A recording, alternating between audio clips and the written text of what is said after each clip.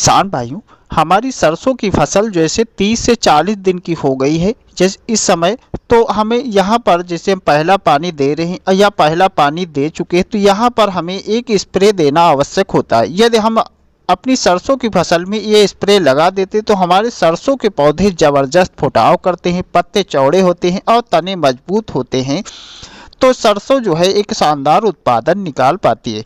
तो आज की वीडियो के माध्यम से हम लोग जानेंगे किसान भाई कि हम लोग कौन सी दवा का स्प्रे करना है और स्प्रे करते के समय कौन कौन सी बातों को ध्यान में रखकर और क्या हमें डालना है जिससे हमारे सरसों के पौधे अच्छा ग्रोथ करे, पत्ते चौड़े हों और फुटाव भी अधिक आए।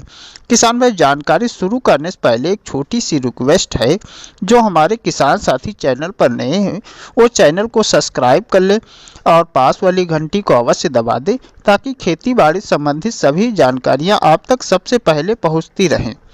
चलिए शुरू करते हैं किसान भाई, जिससे हमारी सरसों इस समय 30 दिन की हो गई या 40 दिन की हो गई और हम पहला पानी दे रहे हैं। किसान भाई, यहाँ पहला पानी भी महत्वपूर्ण होता है।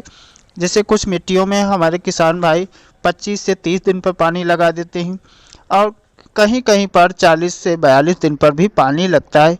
तो आप मिट्टी आपको देख लें, खेत में नमी नहीं है, पौधे आपके ग्रोथ नहीं करें, उस समय आप पहला पानी अवश्य लगा दें।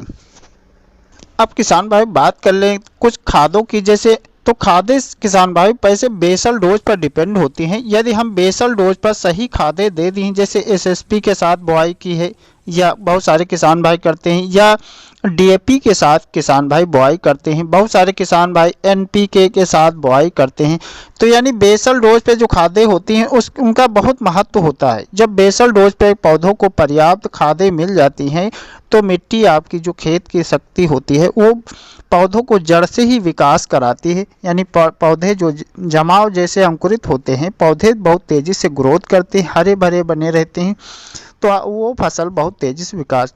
बहुत सारे किसान भाई जैसे बुआई के समय सल्फ़र नहीं दे पाए, क्योंकि सरसों में सल्फ़र का बहुत महत्व होता है, तो वो पहली सिंचाई पर सल्फ़र अवश्य प्रयोग कर दें, क्योंकि सल्फ़र जो हमारी सरसों की फसल में मिल जाती है तो इससे पौधों को तो ऊर्जा मिलती ही मिलती है और साथ में दाने भी चमकदार होते हैं, फलियां मजबूत आती हैं और जो है तेल मात्रा भी बढ़ती है। तो सल्फ़र का सरसों में अवश्य प्रयोग कर दें। अब किसान भाई बात करें, जैसे हमने अभी बताया था स्प्रे की, यानी हम पहला स्प्रे में क्या डालें।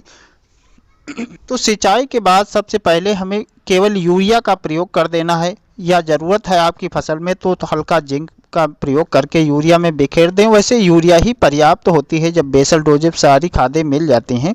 अभी बात करें किसान भाई स्प्रे की, तो स्प्रे का आज थोड़ा अलग तरीका बताएंगे। जैसे हम गन्ने में जो दवा डालते हैं, यानी गन्ने में हमने उपयोग किया उसी में की जो दवा गन्ना वर्धक, जो गन्ना वर्धक आता है, इसका हमने स्प्रे किया है अपनी सरसों की फसल में, क्योंकि इसमें सभी पोषक तत्व होते हैं। गन्ने का फुटाव जैसे होता है बढ़िया जमाव कराता है और गन्ने को स्वस्थ रखता है, उसी तरह ही सल्फर ये जो सरसों में जो है ये गन्ना वर्धक बहुत अच्छा कार्य करता है।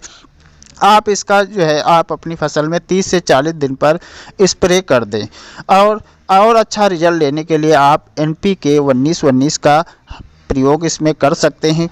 बात करें डोज की, तो प्रति एकड़ किसान भाई सरसों में 500 से 600 जो है मिलीलीटर आप इसको डाल दें और जो है NPK 1 किलोग्राम मिलाकर आप स्प्रे कर दे। देखिए आपके सरसों के बहुत तेज़ी से ग्रोथ करेंगे, पत्ते चौड़े होंगे, तने मजबूत होंगे और फुटाव भी अच्छे आएंगे।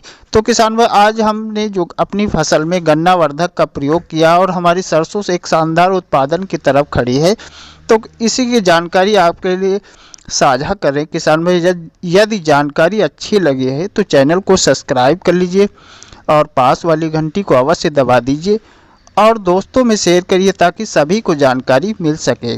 धन्यवाद। जय जवान जय किसान।